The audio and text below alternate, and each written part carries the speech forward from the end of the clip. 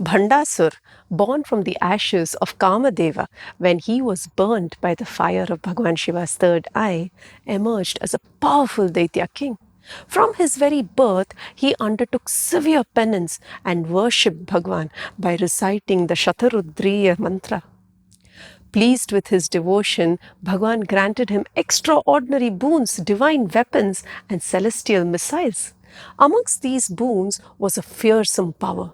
Bhandasur would absorb half the strength of any opponent he faced in battle. However, Bhagwan also set a limit. Bhandasur would rule the worlds only for 60,000 years. Armed with these blessings, Bhandasur unleashed havoc upon the Suras, the devas. He conquered the heavens, dethroned Indra, and forced all the devas into servitude. Yet, despite his tyranny, Bhandasur and the Daityas continued their worship of Bhagwan, performing Vedic rituals and grand yajnas to increase their spiritual and martial power. For 60,000 years, Bhandasur ruled all the worlds, amassing immense strength, while Indra grew weak, despondent, and powerless. But time, like all things in creation, is cyclical. As Bhandasura's ordained period of rule came to an end, Bhagwan Vishnu, seeking to weaken him, invoked Maya, the goddess of illusion. Through her influence, Bhandasur became enslaved to his senses and strayed from his disciplined path. Lost in illusion, many years passed. At this crucial moment, Rishi Narada approached Indra and warned him. Although Bhandasur was distracted now, once he regained focus, he would return far more powerful than before. Narada declared that there was only one way to defeat Bhandasur: complete surrender to Parashakti, the supreme divine mother. Only she could free the worlds from his tyranny. Hearing this, Indra and the devas undertook intense tapasya to please Parashakti.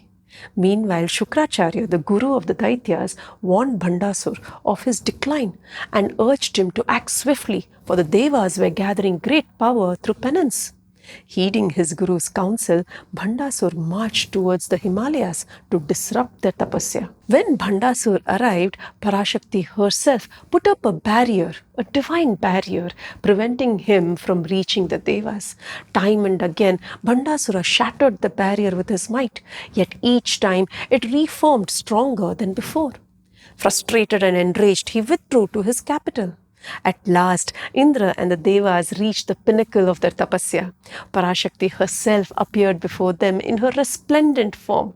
She appeared as a bright, blazing golden light, and from that light emerged the most beautiful being, unparalleled in her beauty, Tripura Sundari, who looked to be 16 years of age, Shodashi.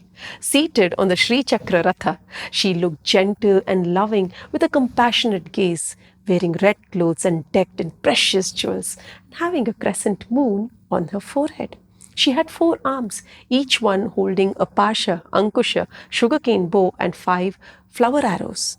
Seeing Indra prostrate himself in complete surrender, the Divine Mother was greatly pleased. She asked them what they desired. They spoke of Bhandasur and his oppression. The goddess smiled and promised to destroy Bhandasur. Hari Om.